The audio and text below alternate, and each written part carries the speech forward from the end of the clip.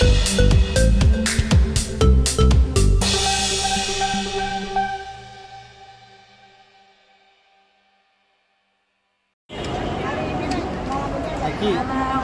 Tangan.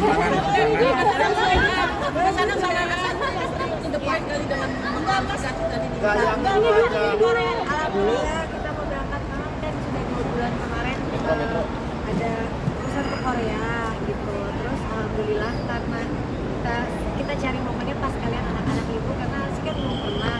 Jadi mau sekalian buat apa namanya ya liburan sekolah anak aku bawa mereka karena aku 9 hari. Biasa kan kalau pergi lama. Jadi ini udah 9 hari karena mungkin karena udah ada cucu ya. Jadi kadang kalau pergi lama-lama kita kangen gitu dan alhamdulillah tadi udah say goodbye ke mereka, udah udah bilang kita pergi dulu ya nanti sudah gantung. Jadi ya itu mau ada kerjaan juga sekalian anak-anak. Rencana kemana aja, Bun? Hah? Iya, pokoknya juga gitu. Jadi aku ada pertama aku ketemu sama kita ada kerjaan sama Korea kan udah 5 tahun kan. Kita mau ketemu mereka, terus aku ada kerjaan satu lagi sama ketemu Korea namanya Korean Herald, satu lagi aku mau ke klinik tapi mau konsul dulu. Ini aku pasti akan share karena nanti kan tiba-tiba kalau ada apa-apa kan kalian aku beda gitu. Tapi aku nggak langsung ya, aku benar-benar mau konsul dulu. Nanti baru misalnya memang aku udah punya keberanian baru nanti setelah mungkin anak-anak nggak ikut kali ya karena kasihan kalau misalnya akunya berhari-hari nanti kenapa-napa di sana dia harus ikut, kasihan nggak jalan-jalan. Destinasinya kemana aja, Bun, selama di sini? Nggak ada, ke Seoul aja. Rencana pengen mampir ke Busan kalau sempat, cuma kayaknya 9 hari nggak tahu deh kalau keburu insya Allah. Dia ikut nggak? Iya kali itu.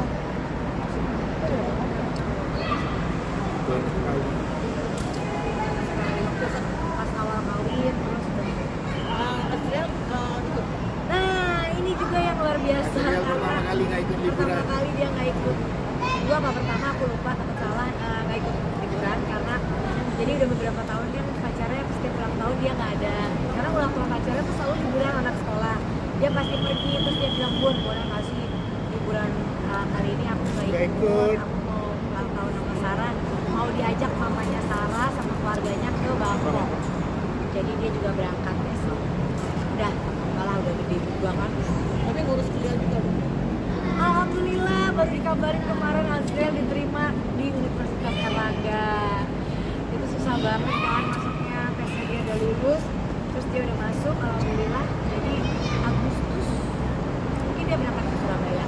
Tadinya kan memang pengen masih bingung kan, dia pengen ambil S2 di mana, karena mau di luar ikut Sarah. Tapi pas dia mau ngambilnya politik, kata bapaknya politik itu lulus di Indonesia ya. Karena Mendingan sekolah di Indonesia karena UI bagus ya. Di Airlangga juga bagus. Airlangga bagus banget. Aku dulu pernah juga jalan. iya, pokoknya tadinya kan S2-nya dia cari di mana. Nah, tadinya kan kalau bukan politik, bisnis gitu, kita mau dia di Australia. Ya bisa. Itu bisa aja. Ya, tapi karena ngambil politik jadi sih. Bisa bagus. Lalu Iya, karena S2-nya dia tuh nggak bisa online. Jadi harus tatap muka. Jadi ya dia bakalan weekend pulang Jakarta. Kita Senin sampai Iya, kuliah dong. ya, dia lebih fokus juga. Nah, sekarang itu bermasalah. Ini berapa hari sih tadi? salah mungkin. Itu di ke siapa, Bun? Ya nanti kalian nggak nayangin Iya, juga nggak akan yang ini nih. ditayangin. Udah, cucu dititip ke siapa selama ditinggal? Kan ada nenek-nenek yang lain juga. Alhamdulillah ada. Ada satu lagi kan ini. Bukan, ada 3 neneknya. Oh iya. Amina Azura itu bahagia karena neneknya banyak, kakeknya banyak. Jadi pas kita nggak ada ya masih ada yang lain. Alhamdulillah. Terus banyak kayak udah full. Hari ini dia pergi sama ompanya, sama anti Al. Besok pergi sama ini. Jadi dia udah full jadwalnya biar mereka juga. Tadi kan Amina kita ikut ke Korea. Aduh aku langsung gak tahan banget gitu kan. Haryana tadinya tuh mau kita ajak, tapi karena aku pulangnya tanggal 22, sedangkan mamanya tanggal 20 udah sampai. Jadi kasihan kan gitu. Kalau ke inti. Asana mungkin kronologinya. Mengenai kronologi kemarin, sebetulnya aku udah jelaskan di sosial media. Kenapa aku menjelaskan? Karena takut kalau nanti bicara ada salah sedikit juga nanti jadi masalah. Jadi menurut aku teman-teman mengutip dari tempat sosial media aku merasa menurut aku itu lebih bijaksana dalam menghadapi masalah. Itu ada penjelasan yang tertulis, menurut aku tertulis akan jauh lebih baik karena ada data yang menurut aku ada bukti tulisan yang memang sudah diedap oleh banyak teman-teman lain. Kalau aku penjelasan lagi ada misleading lagi dalam penjelasan, bisa memungkinkan takut ada pembicaraan yang nanti tidak bisa. Iya, mungkin aku cerita deh ya. Kita kan memang diminta untuk mengisi acara tanggal 11 kemarin. Sebenarnya sih harusnya yang menceritakan detailnya ini bukan dari pihak kita ya, tapi dari pihak penyelenggara. Karena kan sebaiknya memang mereka yang menceritakan. Tapi ya karena mungkin belum, ya udah kita menjelaskan sedikit bahwa ya kita diundang di tanggal 11, diminta untuk mensupport di tanggal 11 dan benar-benar murni kita tidak ada ibaratnya kayak profesional pekerjaan sebagai penyanyi itu nggak ada. Murni kita memang hanya mensupport timnas Indonesia gitu. Kalau dibilang kita mau apa, kita tuh emang sama kalau timnas sudah main mungkin rasa nasionalisme kita begitu besar. Jadi kayak kalau kita di rumah ada tanding bola, kita pasti pakai layar gede apa, kita tuh selalu support gitu. Tapi kalau yang benar-benar nonton di stadion tuh kita waktu pacaran mana ya? Kita ke Senayan ya. Kita nonton beberapa kali aja. Nah, memang salahnya kita tidak terlalu tahu tentang selebrasi kalau misalnya menang tuh harus gimana ya. Kita berharapnya memang harusnya di brief kan kalau misalnya menang tuh gimana gitu. Jadi kita hanya mengikuti ya apa yang memang diarahkan, baik dari lagu maupun durasi maupun kapan nyanyinya. Kita juga selama pertandingan kemarin nggak yang di ruang bawah, enggak. Kita benar-benar duduk di kursi karena kita lebih mengutamakan nonton bolanya gitu. Jadi begitu mau nyanyi dipanggil nyanyi gitu.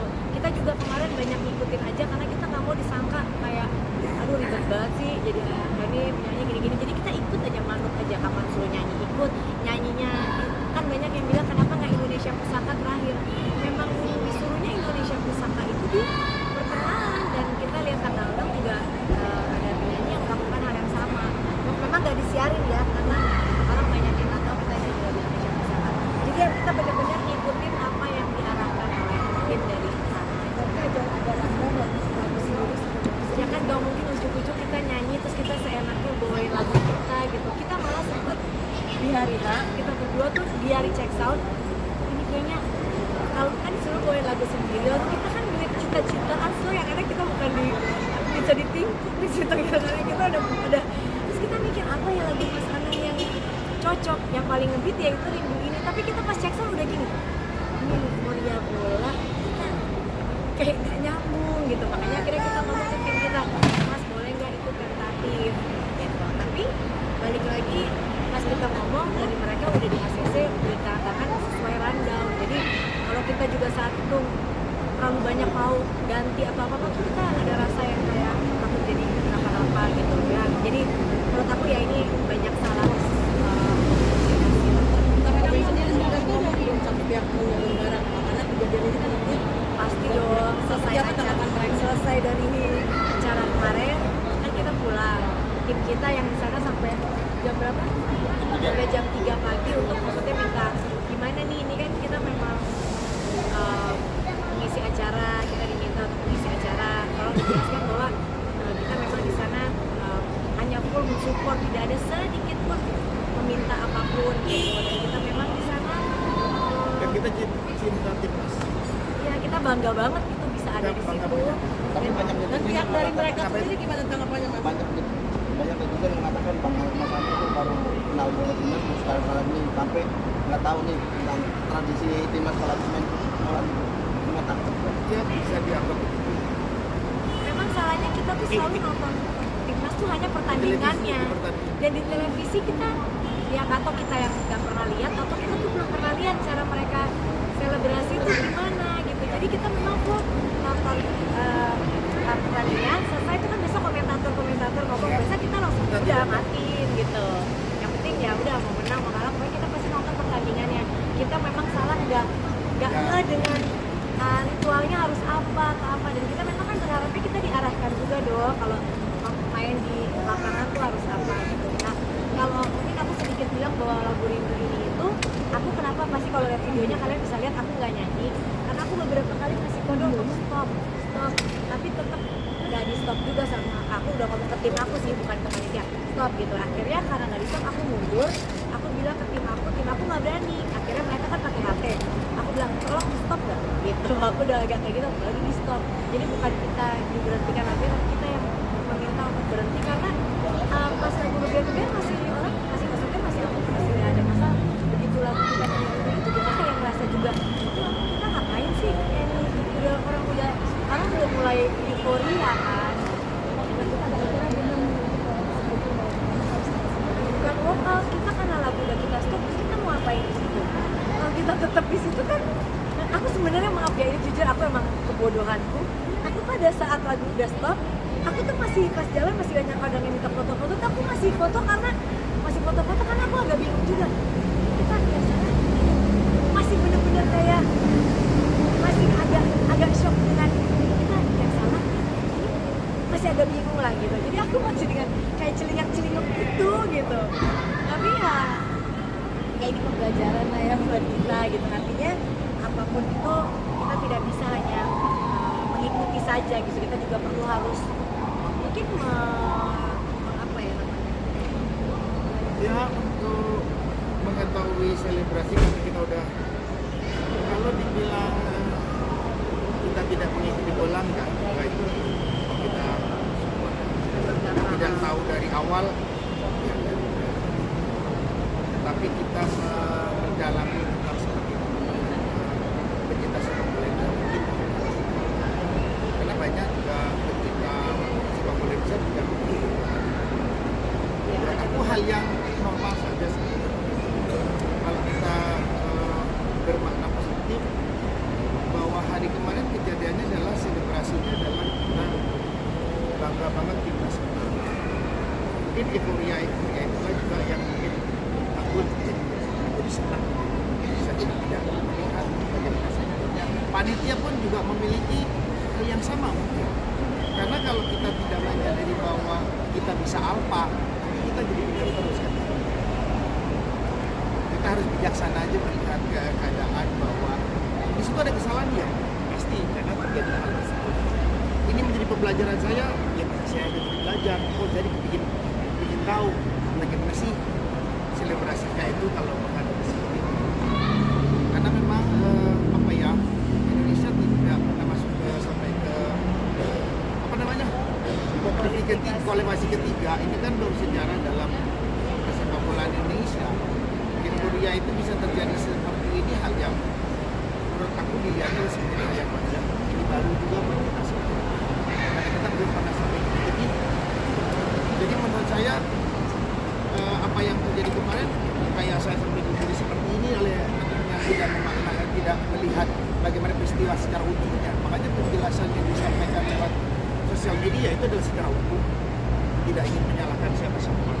Tapi itulah yang ada di kenyataan hari ini.